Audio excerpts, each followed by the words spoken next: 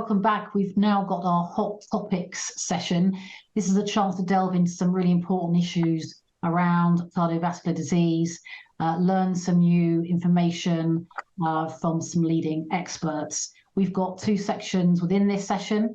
The first is on heart disease and mental health, and the second is innovations in detecting and treating heart disease. We've got two speakers on very different aspects of innovation. But let me come to some housekeeping first of all.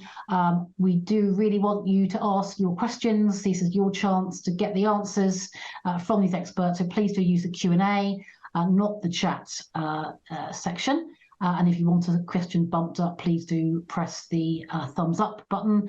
And please do use the hashtag #JustOneThing.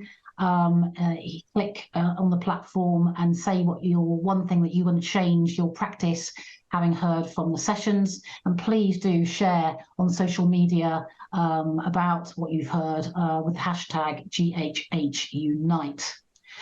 So that's the housekeeping dealt with. I want to come on now to introduce Dr. Michael Vallis, who's going to be talking about cardiovascular disease and mental health. Michael is a health psychologist. He's associate professor in family medicine at Dalhousie University in Canada. And I'm very grateful for him joining us today from there. So Dr. Vallis, please, you have your 12 minutes for your presentation. Thanks. Thank you very much. It's my pleasure to present to you today. And what I hope to do is sort of bring this mental health signal more into the fold. I would sort of start with the general assumption that we actually haven't paid sufficient attention to mental health issues in cardiovascular disease. These are my disclosures indicating my involvement with industries. And as a reference point for this very brief presentation, I'd just like to reflect that psychological issues are associated with CVD are not experienced by all individuals. Very few people actually experience psychological issues all of the time. However, many people experience occasional time-limited problems. And so my first real initiative is to try to normalize any of the distress or mental health aspects of living with CVD. I really liked asking people questions like this. What's it like to live with CVD? What words would you use to describe your life with CVD? And I'm just going to share with you some examples of results. So I usually do this as a word cloud activity. If we had more time, I would engage you in contributing to a word cloud. But let me show you a word cloud that we have actually seen. And so if you look at these words, frustrating, why me, regimented, overwhelming, difficult, tiring, hard, stressful, I hate it, too much work, scary. This is actually really reflective of what people feel about living with a chronic condition that impairs their ability to function. And so when you take this very, sort of high level view, what does this tell you? There's no positive words there. No one says excited, fun, happy, right? No one wants to be sick. So that's really important for us to frame up our understanding of chronic diseases like CVD. And what I'd really like to do is put the sort of mental health not as a diagnosis for those few people who are really negatively impacted, but I want to put this on a continuum where every one of us living with chronic conditions can make some sense out of where are we and how are we functioning. And so as you go through your life, we pretty much sort of start with our plan. So on the right, we begin our day with our energy sort of replenished from the night before. We're ready to go. We've got our plan, but then life gets in the way. And one of the things that we know that's really characteristic is that as stress goes up in your life on a day-to-day basis, your ability to take care of yourself goes down.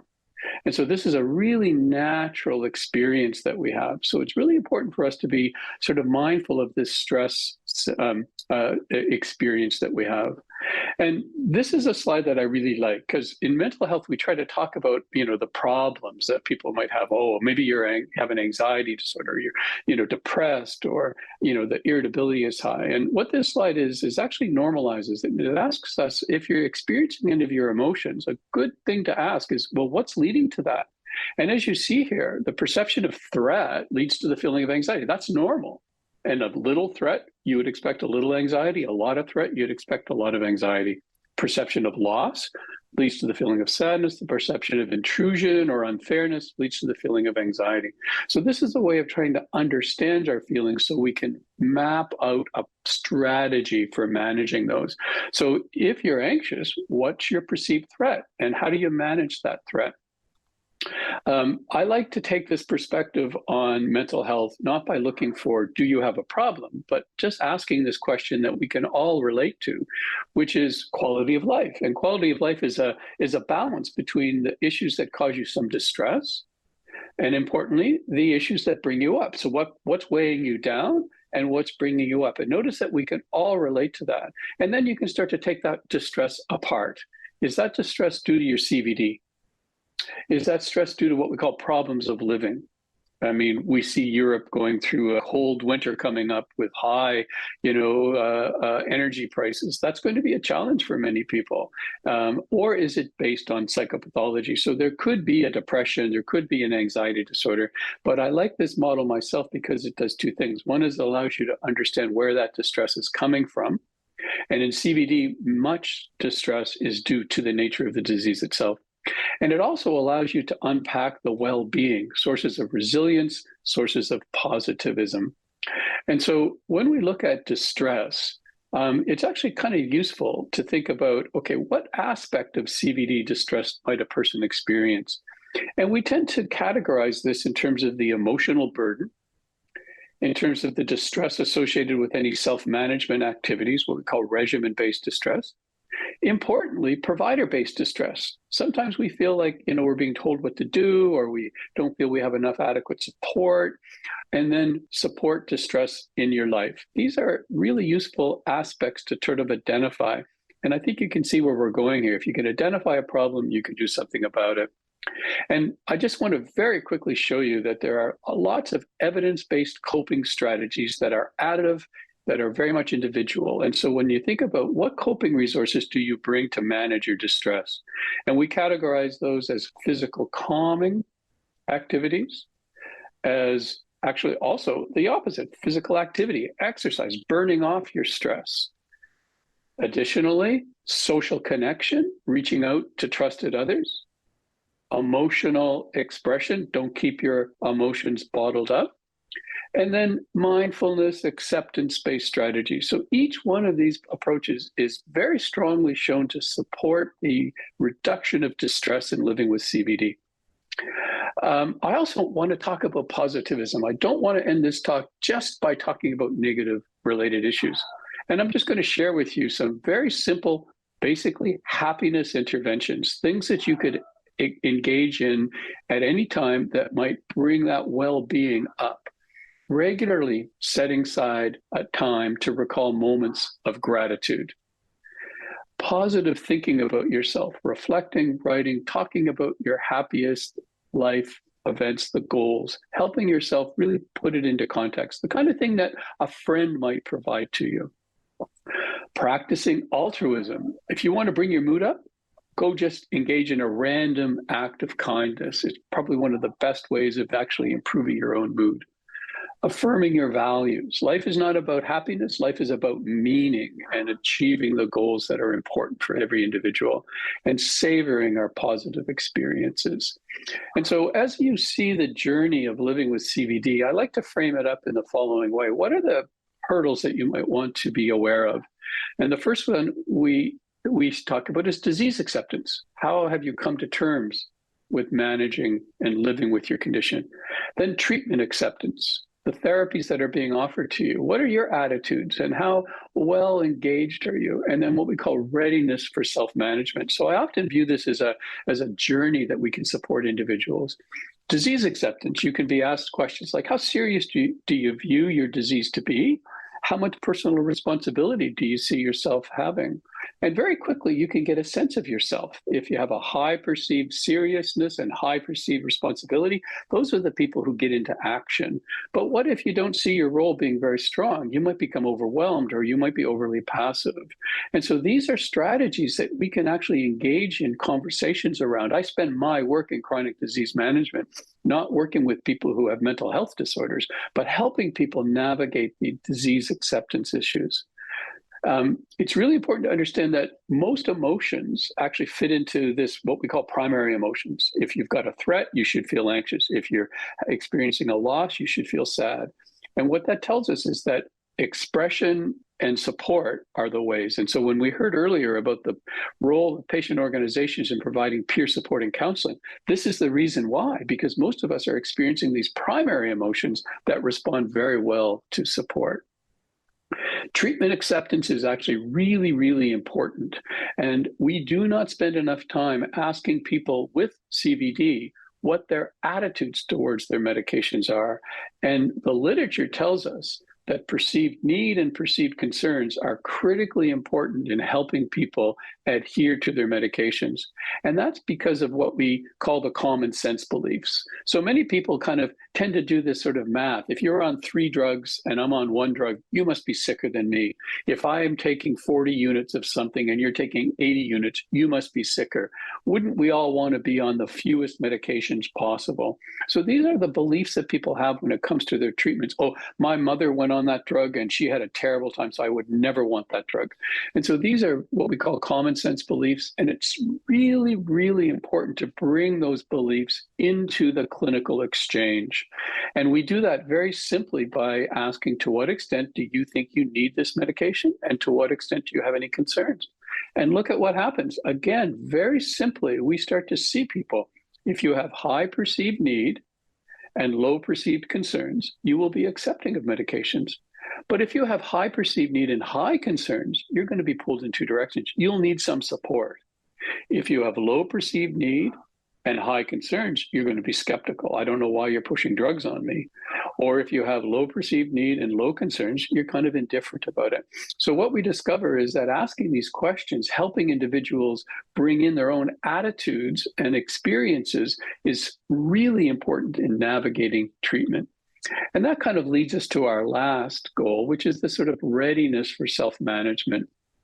This one's important because what people really want to do is be as normal as possible. And if you have a chronic condition, what you're being asked to do is try to actually bring the disease into focus. And I'm just showing you here that this isn't normal, right? That it's easier to kind of ignore it. And that's because healthy behavior, and we heard this in our previous talks, we need to reorganize the built environment.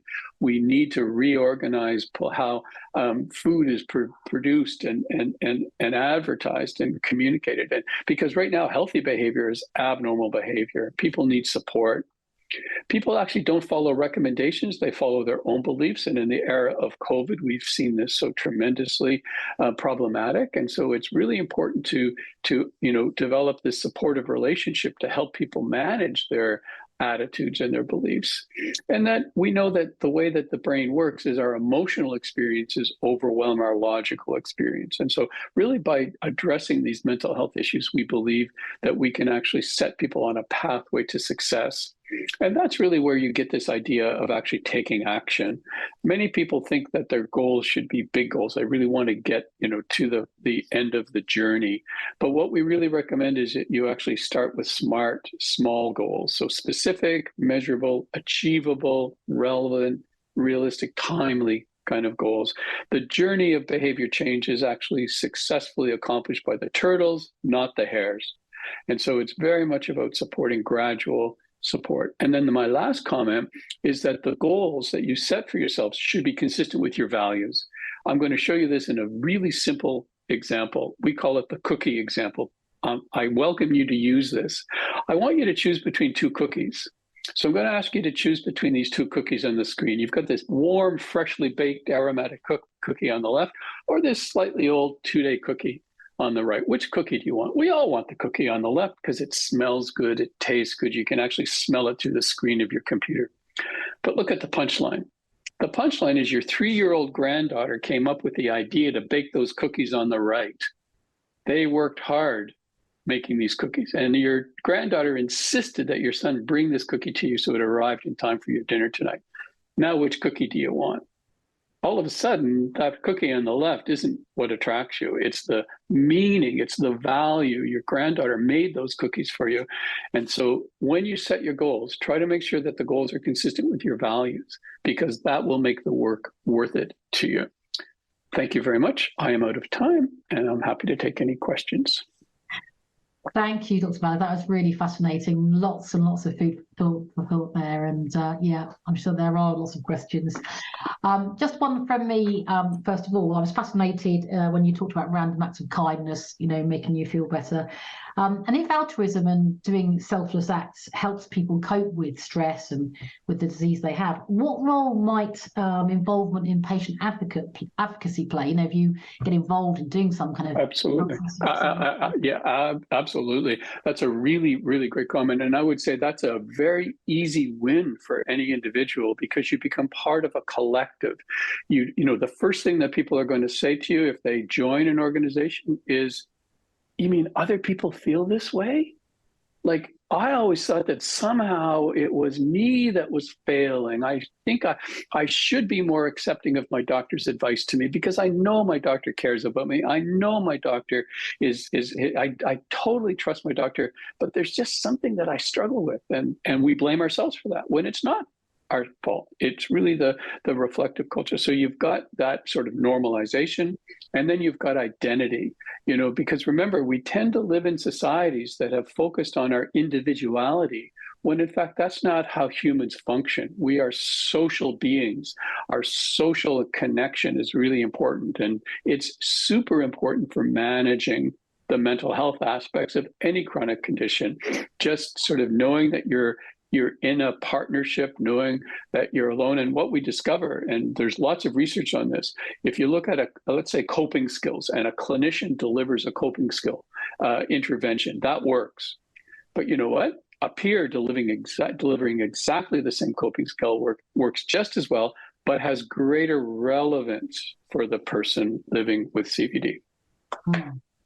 Okay, thank you for that, Michael. And in fact, let me just add a comment from Risa Mallory, I hope I'm pronouncing that correctly, to back onto my question. She says, may I humbly add volunteering as a positive strategy for patients with their CVD recovery? So backing up what you said. 100%. Thank you for that.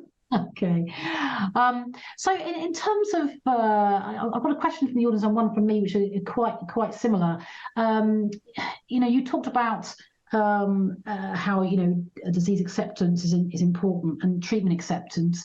My question is, guidance on caring for cardiovascular patients, should that include psychological initiatives as well as their physical health on cardiovascular disease treatment guidelines? Absolutely. And, we're beginning to do that. So one of the things that's really been recognized in cardiovascular disease is just how stress is not just a problem that makes, your life more difficult. It's an independent predictor of cardiovascular disease. So stress is actually causal in the pathway of factors that will contribute to cardiovascular disease. As a result of that, I think it would really fall to the treatment teams to make sure we bring that in.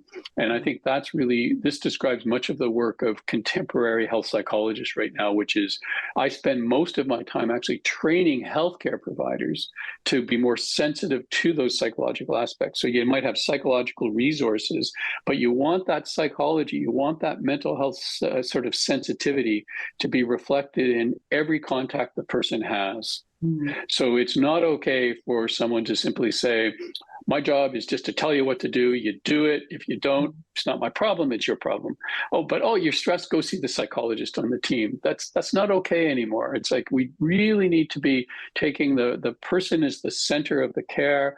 All of us that are contributing to patient care need really to be harmonizing and moving this forward. And I think in mental health, it's one of the more easy wins to shift this up. And I'll just reflect in my colleagues, my medical colleagues who I work with, they welcome this. They are very receptive to this. People don't resist this. They basically say, thank you, this is super helpful. And I do a lot of work on what we call minimal intervention, which is what could a doctor do in 1.5 minutes to support the patient in their journey for disease acceptance, treatment acceptance, or readiness? And the answer to that question is they can do a lot. Okay, I got a question which I think is very similar to the one that I just posed, but anything you add? What advice can you give to advocates who are working with cardiac rehabilitation professionals, many of who focus on the physical elements but neglect psychological? So what people who want to do it but don't know where to turn, maybe they haven't got a health psychologist on their team, or what can they do? So I'll share with you some experience that I had through an initiative that we did in diabetes, where we faced exactly the same issue. And what we actually focused in on was empowering individuals living with diabetes to ask their clinician, why haven't you asked me about how my disease affects my mental health? And because when there's real power in that question, because I will guarantee you, every health professional who is licensed and qualified is obligated to listen to their patient and is obligated to respond to what the patient says. Now, the problem is, if we sit there as patients waiting for the clinicians to ask us, then their priority questions are all going to be based on what their competencies are, what their expertise are, and how they can best help the patient. So if you're a kinesiologist, that's going to be physical activity. If you're a dietitian, that's going to be food. If you're a physician or a nurse, it's going to be medical management. And so what ends up happening for most people is that the clinician never gets low enough on that list to ask that question. Yeah. But if the patient, the person says, can I ask you how you haven't asked it? Then all of a sudden, what you'll see in the clinician is, oh, okay. And then stop, let's talk about this. So what we discovered in diabetes was it was a really great introduction to shifting that relationship. Yeah. Gwen Mays says, CVD patients easily get frustrated and feel alone when others don't acknowledge their limitations. How do patients best communicate their needs in order to be seen and heard? When you said it's got to be direct, they've got to be directed, they've got to speak up. Anything else to add to Gwen's I would add one thing. And so I hope I understand your question, Gwen, properly, but I'm thinking of social relationships where, you're talking to family or friends, or you're in a public context. And I just want to share that it's very frustrating for someone with a chronic disease, because what ends up happening is that when somebody wants to help somebody else, so this is that social piece. I want to help you. So how does one person help somebody else? They give them advice. And what's really frustrating is almost always that advice is useless, because it's kind of based on some half-baked idea. I read on the internet that if you get this herb from Brazil, it'll cure this. And the poor person who's like working with their healthcare provider gets really frustrated by that. So again, kind of similar to the question before, why we asked the clinicians, why haven't you asked about my mental health? If you, with your loved ones, if you could communicate the following to them: if you want to support me, ask me, what can I do to help? It's actually really simple. Yeah. If you cared about me and you're wanting to help me, please say, how can I help? Because then the person can answer that question, and then you'll get more of a match between the desire to help. It's what we call miscarried helping. So the person on the other side is saying, but I'm trying to help you. And this becomes frustrating. Whereas if we could help that person recognize that if I do want to help you, and it's quite simple, how can I help you is the question to ask. Our time is up. We just got one last question from our audience, which came in from Mark Baines. Why is mental health overlooked throughout the care of people with heart disease? Just a quick answer, if you may, Michael, because we're ready. Thank you. Yeah, I will be really quick, Mark. It's historical. And so most of the clinical models that guide practice are based in acute medical care, where the following kind of operates, really, where doctor's job is to diagnose, determine treatment, and measure outcomes. It's what we call a reductionistic system. So the main questions are, what's the diagnosis, what's the treatment? And then we just, implement the treatment, everything's good. Along comes chronic disease, which is much more complex, in which it's much more of a whole person perspective. So Mark, I think it's a pivot point for us now where we're starting to recognize that chronic disease management, you're living with this condition for your whole life, and most of the outcomes achieved in management are done by what you do outside of the clinic: medication adherence, physical activity, healthy eating, et cetera, smoking cessation. And so I think the systems are beginning to shift around, but I would think it's historical. In my country and in my university, we're seeing that our medical students are becoming much more oriented towards chronic disease management because we're incorporating it into the medical school at this point.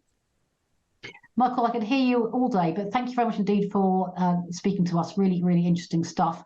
But I do want to move to Dr. Sandra Ganley, who is joining us from Ireland. She is Senior Cardiovascular Research Fellow at the University of Galway, and she's actually a specialist in biomedical engineering. So Sandra is going to talk about innovations in detecting and treating heart disease. So a little bit of a shift there from psychological and mental health to innovations in technology. But Sandra, I wonder if you could give your presentation on patient-centric cardiovascular research.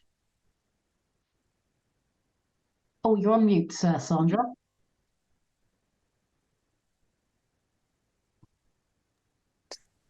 Apologies.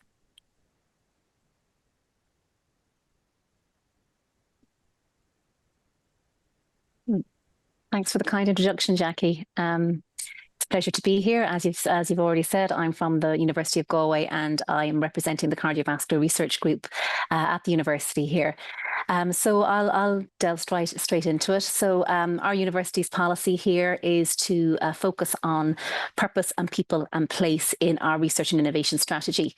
And I suppose we're very fortunate in our particular research group that we are patient-facing, and so therefore we cannot have these 3 Ps without having the very important P of the patient centric to this, and our partnerships with our clinical colleagues and also with our collaborators and with the community in general is so important to the research that we conduct here in Galway.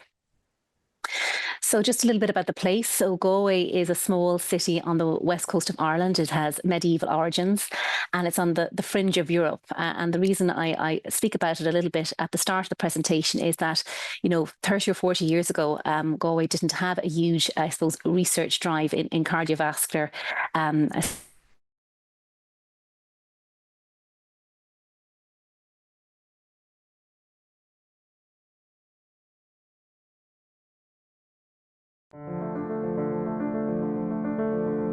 I think we've...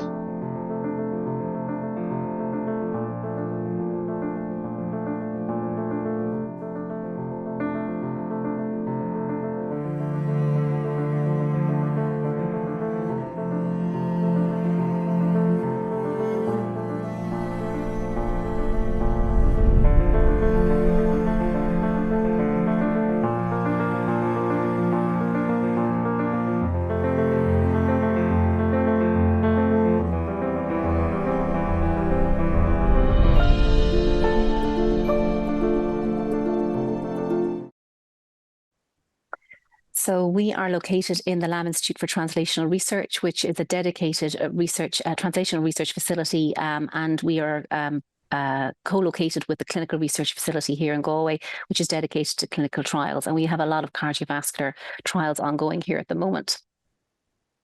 So I work with a number of professors in cardiovascular medicine, most notably Professor Sharif and Professor William Wins, both of whom have been instrumental in securing a dedicated research cardiac CT for the patients here in Galway and the west of Ireland. And I suppose the significance of this is that to have this cardiac CT allows us to, I suppose, integrate with clinical practice so that we can perform non-invasive CTs for patients that require critical care. And that intervention will allow us to make, different decisions for those patients. And for us as a research group, the fact that we have a clinical-facing role, it means that we can build our translational research projects or questions around that. And ultimately, what we want to do here is that our learnings from both clinical practice and translational research will have a transference into the community. So that's just an acknowledgement of the impact that we hope to have with this particular piece of equipment. So our people, obviously patients are at the centre of this. My role within the research group is to make sure that the patient's voice and perspective is embedded in all our research projects going forward. That isn't always typically the case, and certainly historically, you know, patients might be asked their opinion at the end of a research study. So therefore we want to bring that perspective straight right in at the very beginning. So we're part of a larger network where public patient involvement is at the forefront of it, and we aim to bring a culture change in health and social care research so that those that are most likely to be impacted by the research findings will be involved in and shape that research. So certainly within our research group, we're looking to embed the patient's voice and perspective at every stage of the research life cycle. So I'm going to go through a couple of the research projects that we're involved with at the moment. So this is the critical mass, I suppose, of activity at our centre here in Galway. We have a lot of clinical trials, but we also have a lot of, I suppose, translational research activities built around that. And this wouldn't happen without a critical mass of academic and clinical joint appointments. So I won't go through them all there, but just to give you an insight into a large team that's involved here. And also we wouldn't be able to do this without the clinical researchers. So we have obviously our clinicians and consultants that will obviously be the principal investigators in all these studies, but we also have a very dedicated team of highly specialist nurses and researchers and assistants that also implement the research strategy. So what we're looking at here is making sure that any of our clinical activities in which we're fortunate enough to build translational research around, that we will be able to bring this to the community as well. So it's not just about providing specialist care at the site of, you know, the cold face of cardiovascular disease, but it's also about what can we learn from that? Can we ask different research questions? And if those answers can actually help in the community. So it's just a snapshot, I suppose, of our collective impact. It's very important for academic to have this type of impact. But in terms of our clinical trials, we have over 40 clinical trials in Galway since 2017 across these different clinical areas. And to that end, almost 4,000 patients have been treated, which obviously is a really important part of the clinical research mandate of the group. Just to give you a few examples of that, we're fortunate in Galway that we have a number of large medical device companies here, and globally we're attractive as a site for clinical trials, which means we can offer the cutting edge treatments in stenting and valves to our patients. And this is just examples of some of the ones that are ongoing. I'm not disclosing the companies involved, but basically an awful lot of technologies are involved here. We have one that's looking at being able to reduce hospital admissions for those who, for patients of heart failure, because we've got an implantable sensor that's been trialed at the moment to see if we can reduce hospital admissions so we can monitor patients at home. Also, there's some renal denervation trials going on, which means we can look at ablating some tissue in the kidney to control persistent hypertension. So that's obviously a very immediate impact for patients from this particular group. We also, I suppose, look at the delivery of new stents, and particularly looking at drug delivery from balloons or from stents as well for cardiovascular patients. And of course, the emergence of TAVI or aortic valve replacement for patients is a really important part of what the clinicians do here. But I did want to look at building on the translational research. So this is happening anyway. The clinical impact is happening anyway with these types of treatments being offered. But I just want to show you the translational research that can grow around that. So one example is this. So this will be familiar to a lot of people. It's Andy Warhol's, iconic tomato can picture, and it's one image, but as we know, this has gained great infamy from being shown like this, which is basically different perspectives of the same can. So one image giving you multiple perspectives. We've applied this, I suppose, methodology to an angiogram image. So a lot of people will be familiar with the angiogram, and ultimately, if we can conduct different types of imaging, we can actually pull it together. So that's something that's really exciting and innovative about what we can do with particular imaging technologies and basic pathological or pathology staining. So a glimpse into the future is that with our cardiac CT that we have in Galway now, and with other technologies like photon counting CT and combined catheters, we'll be in a position now with one image or maybe several non-invasive images to be able to make a real impact for patients in terms of their treatment options.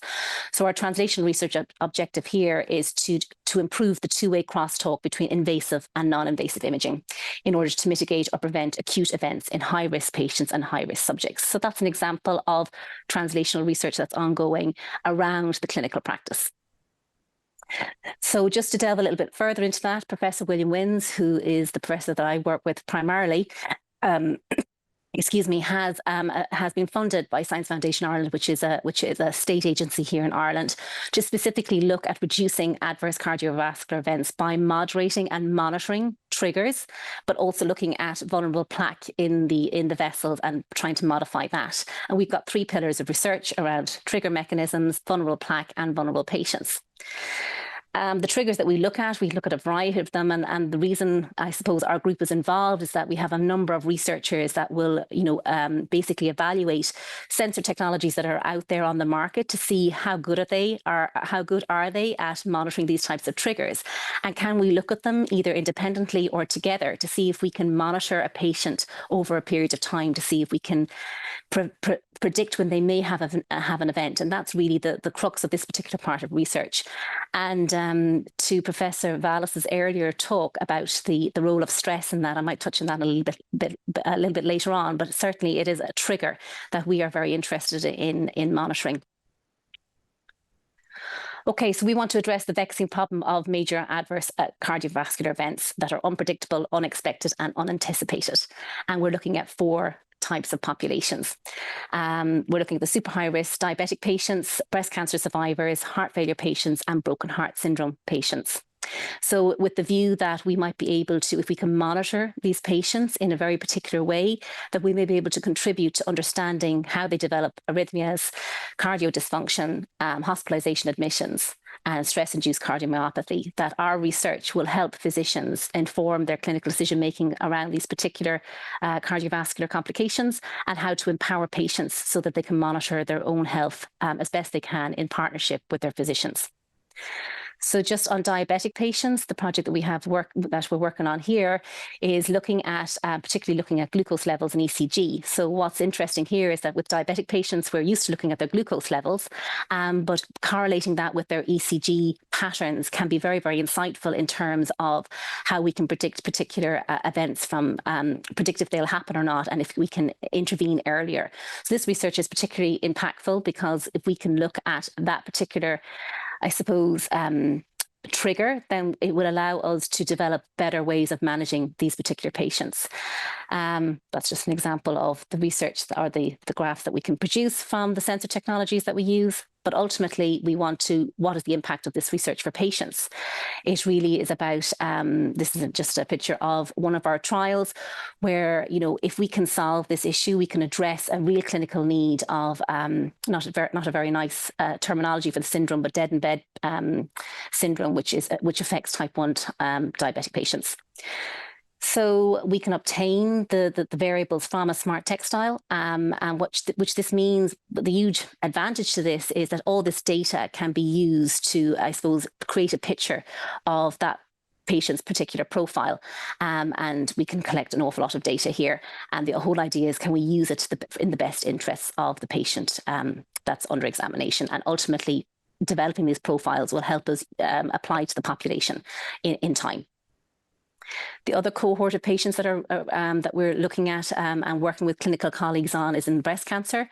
Unfortunately, a number of breast cancer patients will develop heart rate failure risks because of the detrimental effect of chemotherapy on their heart. We were very fortunate in Galway that we have access to a 10-year database of breast cancer patients with this particular breast cancer, and we'll be able to profile their cardiac imaging, and we can look at the genetic profile of their tumours, etc.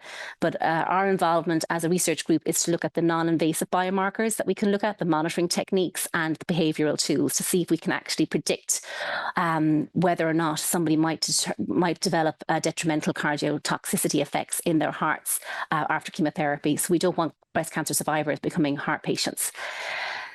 So our study objective is to identify and monitor patients to see if we can intercept in the deterioration of their cardiac function used by anti-cancer drugs, and to test the hypothesis that additional myocardial injury can be caused by emotional stress and anxiety. And what is the impact of this research for patients? Obviously, if we can do this, then we can apply it in other patient cohorts as well. So multidisciplinary research emerges from our translational research activities. We now have a subgroup working on cardio-oncology from the Breast Cancer Project, and also psychocardiology, which is, I suppose, a really interesting and emerging part of research in this area. I just want to maybe finish on broken heart syndrome, because this is I suppose, the one that gives us a greatest example of an acute stress situation. Broken heart syndrome is also known as stress-induced cardiomyopathy, also known as Takotsubo. It's a heart condition that is often brought on by stressful situations and extreme emotions. And as you can see, the development of the heart there, the chambers changed significantly, and it's named Takotsubo after the Japanese pottery, which you can see quite clearly. It's very representative on the images here. The reason we're interested in this as a research group is that this is a fatal abnormality in a patient where they've been exposed to extreme stress, either in a very joyful situation or a very sad situation, but it's totally reversible if we can catch it in time. So it's certainly an area of interest that we think that our monitoring technologies and our assessment of patients through the cardiac CT will help us develop solutions for into the future. So I think my time is up, so we might leave it there, Jackie, if that's okay. Thank you, Sandra. Lots and lots of information in that, and yeah, lots of exciting pioneering work being done in Galway. Just a quick question. You talked about the patient involvement and encouraging that patient involvement and making, that being different from other places. How actually are they involved in this work, apart from being tested on? How actually are you getting them involved? So prior to my involvement, there was a very, very strong public patient involvement where patients could be formed as part of panels in general research groups. We're bringing that to the next level now, where we now have embedded patient researchers in all of our grants. So, for instance, the Breast Cancer Project has a patient advocacy. It's actually an emergency medicine doctor who developed cancer herself and now has become part of the patient perspective on study design. And we want to emulate that model across all of our other projects. So it's really important for us that, that the researcher forms part of the hypothesis, helps us refine the research question, helps, test the hypothesis, but ultimately to give feedback at every stage of the process. Because without that, we just won't get to a meaningful conclusion that actually will have impact for patients and for their families. Thanks for that, Professor. That's great. Really interesting. Okay, I want to move on to Dr. Janta, who's president and co-founder of the Centre for Innovation in Medicine in Romania, and also trustee and member of the board for FH Europe, who's going to talk to us about personalised approach to heart disease. So, Dr. Janta, if you'd like to do your presentation, that'd be great. Thanks. Indeed, thank you so much for the invitation, and good afternoon. Indeed, I will discuss a bit about the personalized medicine and about the opportunities in cardiovascular diseases.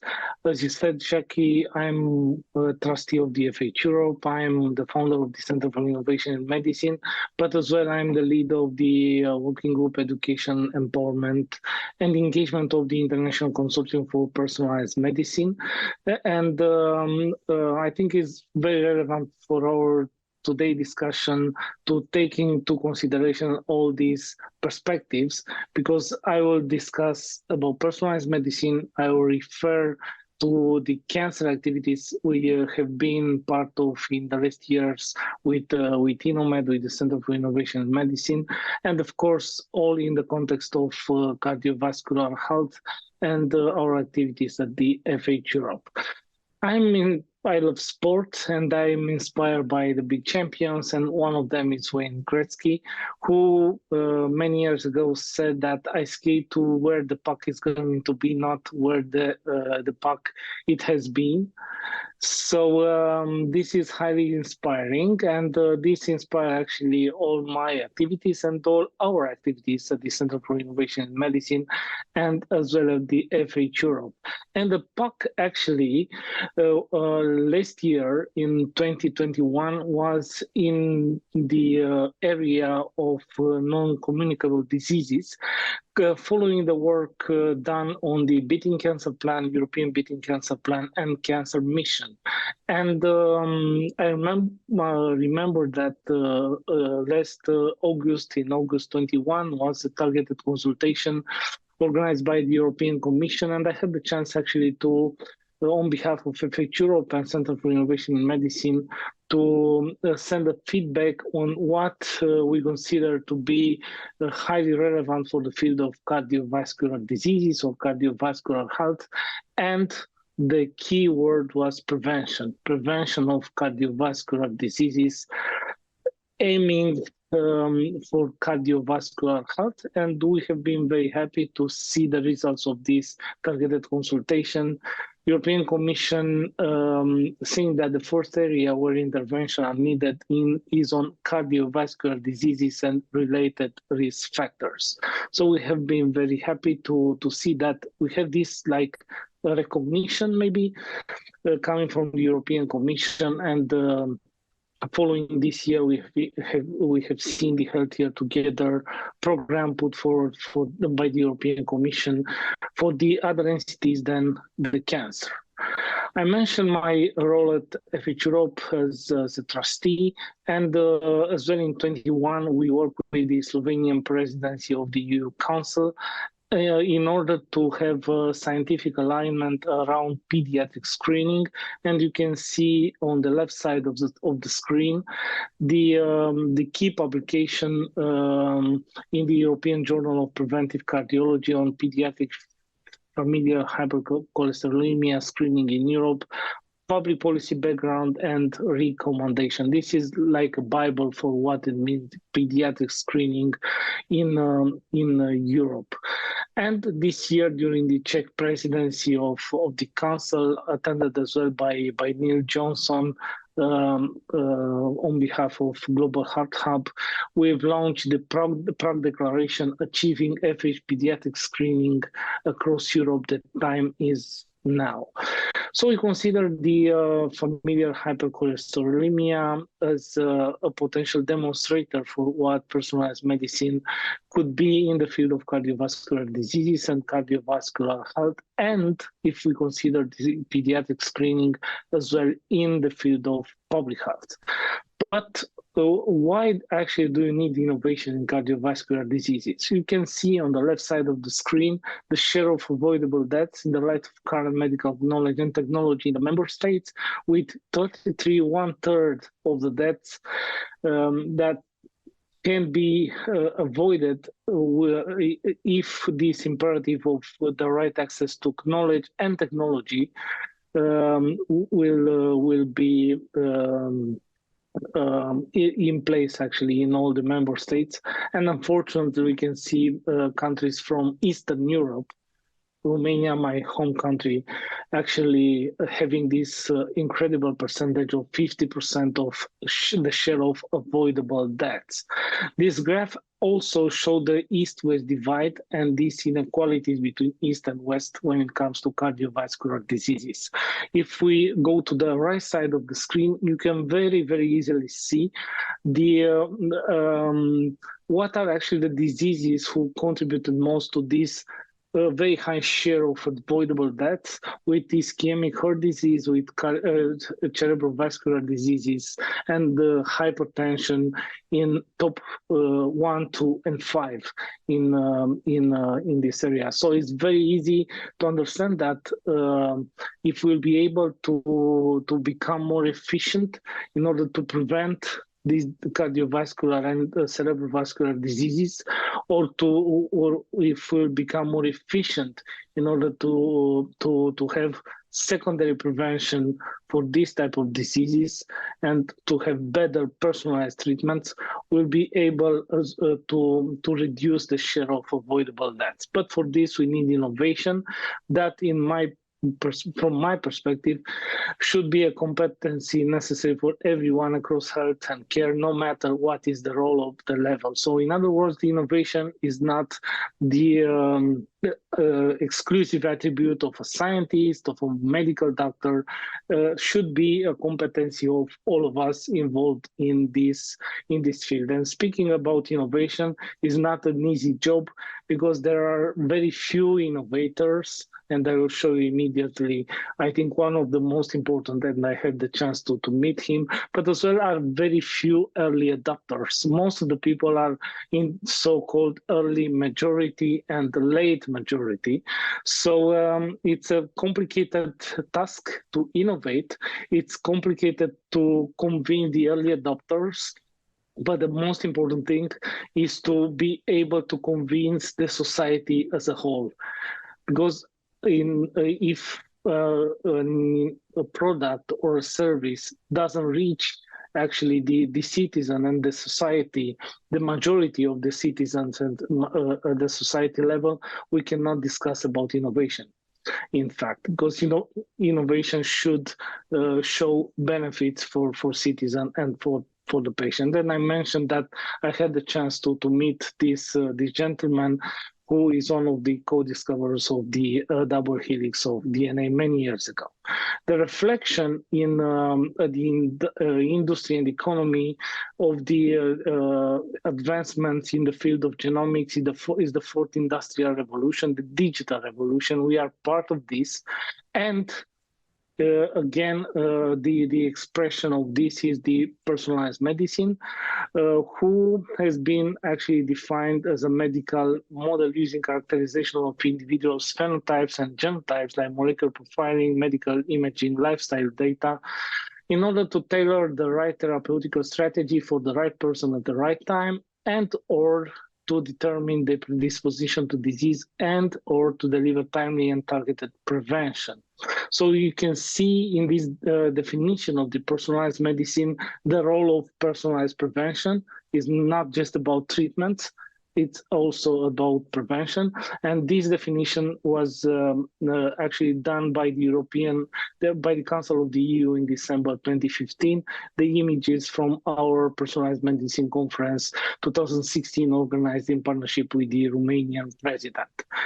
We should understand the personalized medicine as a concept that put together all the data that can be produced by the regular health system or by the individuals in relation with a certain individual. In other words, we should consider all the health determinants when we discuss about personalized medicine. And to make this difference between personalized medicine, we include far more data and precision medicine. That means the ability to identify a certain biomarker and then to have, following this information, a targeted intervention. And I'm sure that we'll discuss a lot about this data and determinants of health in the context of the European health data space that in 2 years' time probably will change a lot by putting in our hands or in the citizens' hands. The control of the data will change the way we organize the health system and the delivery of the care. What is very important in order to achieve the maximum potential of the personalized medicine is to convince the society. It's the second time I'm saying this. We measure in 2016 related to cancer, in 2018 and 2020, the awareness of terms like biomarkers, personalized medicine, immunotherapies, and so on. And the key of this graph is the need for the right message to the right person at the right time. In other words, to put forward personalized communication for personalized medicine. And if we have this approach, and if we'll be able to have the right message for the right person at the right time, we'll avoid for sure the infodemia, disinformation, and others from this field. This table actually showing you what are the building blocks for personalized healthcare. Of course, we don't have time today to enter into more details, but as you can see, actually the personalized medicine or personalized healthcare, it's intersecting all from strategy and investment to innovative payment models. And in order to show that it's not just an intellectual exercise, these building blocks are actually part of the EU Beating Cancer Plan implementation roadmap, and as well of the Cancer Mission implementation plan with different flagships and priorities and action. Trying to sum up, I would say that personalized medicine is still a mix now. We can discuss, of course, about the traditional one-size-fits-all, unfortunately, in too many areas of the health, and this is the case for most of the cardiovascular diseases. We are slightly moving to a pret-a-porter approach. If we discuss about FH, maybe Lp(a) testing and so on, and of course, if we discuss about cell and gene therapies used in some type of cancer, we can discuss about the haute couture approach. And this is actually the true personalized medicine. Just to add at the end of my presentation that currently we are working under the umbrella of the AC Permit for the future European Partnership of Personalized Medicine that who will be published next year. And this, I think, will build the foundation for a large-scale implementation at the EU level, and not just in oncology, but also in other areas, the implementation of personalized medicine. I will end by quoting Oren Harari, who said that the electric light didn't come from continuous improvement of candles. And I think the personalized medicine is that type of innovation that can change dramatically, but for the benefit of us, of citizens, the way we perceive and we receive the health and care. Thanks, Dr. Janta, for that presentation. That was great. And just to say to the audience, please do we've got just about 7 minutes left for questions. Please do send in your questions for Dr. Ganley and Dr. Janta. But just briefly, let me come to you first of all, Dr. Janta. I mean, it's a fantastic vision, personalised medicine for cardiovascular disease. But how realistic is it going forward for busy clinicians at a very busy time? You know, we heard Professor Woods talk about, you know, the impact of COVID on, you know, cardiovascular disease services. Is this really realistic? It is for sure, and one of my messages is that compared to oncology, because this is the comparison done many times actually, why cancer, why not CVD?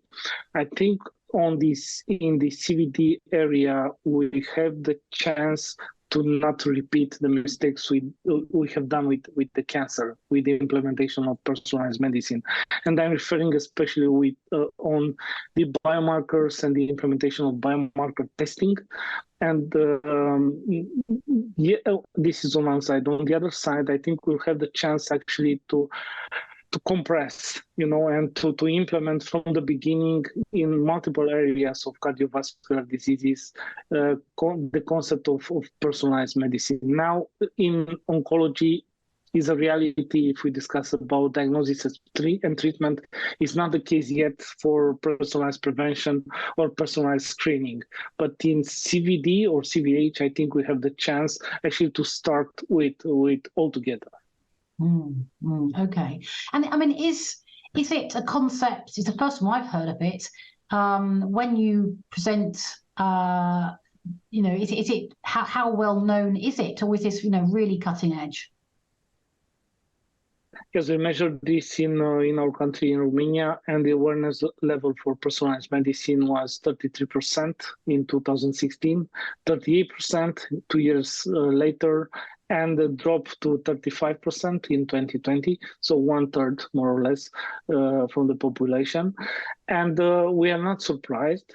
And we expect quite the same level of awareness if we ask, I don't know, the nurses, the family doctors, and so on. So my message here is that in order to implement personalized medicine in an area, actually we should target the citizen, the patient, the healthcare professional, the decision makers, academia, media, and so on. Let me bring in Dr. Ganley. Some of the exciting technological innovations that you were talking about, how does that fit in with what you've heard Marius talk about personalized medicine? Is there a crossover there?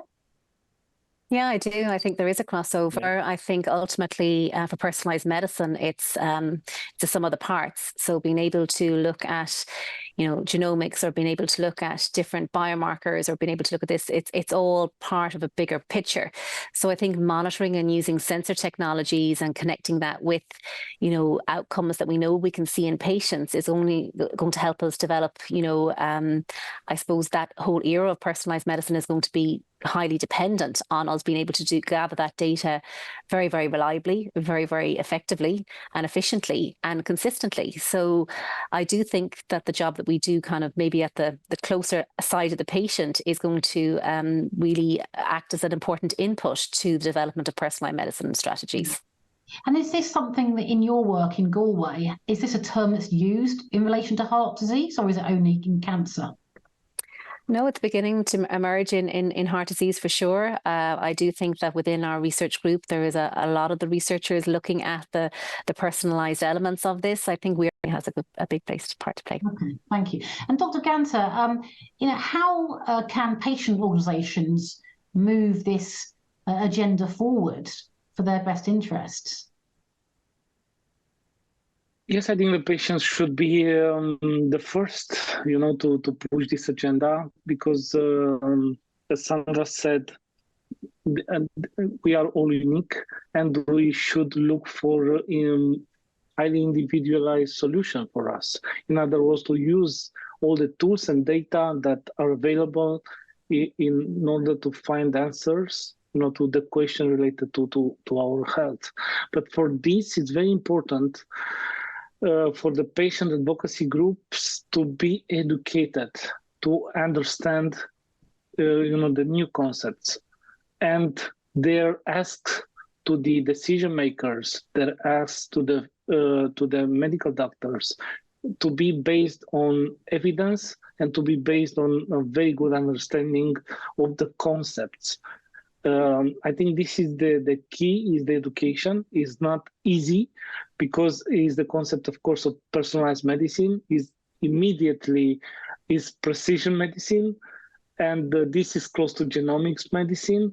This is dealing with data, and if we discuss about data, we have several, inputs, data sources, and then so on, and become more and more complicated. That's why it's very important to have what I mentioned already, this very personalized approach when it comes as well to the way we communicate with people, with patients and citizens. Who should do this education for patient groups around personalized medicine? I'll ask Marius and then Sandra before we wrap up. Yes, we'll try to put this education programs part of the European Partnership for Personalized Medicine in order to have like an institutionalized approach and to be across Europe, across EU. I think this would be the key, because otherwise, if we rely on the member states or different organizations and groups, I think we'll not be able to move forward with the speed and all together. So it's very important to have like a centralized approach. Of course, UK is no longer in the European Union, sadly. And of course, we've got all our other members of patient organisations around the world outside the EU. So it's a big job, isn't it? Sandra, any final thoughts, final takeaway before we move? I've got to move on to close the meeting, but any final thoughts? Just to build on that education point, the top-down policy makers have to develop that, but education has to come from grassroots, and I think it's across all our stakeholders. So patients, physicians, I think we all have a role to play in education here. Great. Well, we must leave it there. So thank you so much for your presentations and for your discussion on that important topics, important innovation, and moving that shift from cardiovascular disease to health and personalised medicine. Please do remember for this session, do the just one thing hashtag on the platform. Tell us what you take away and how you'll act differently in the future.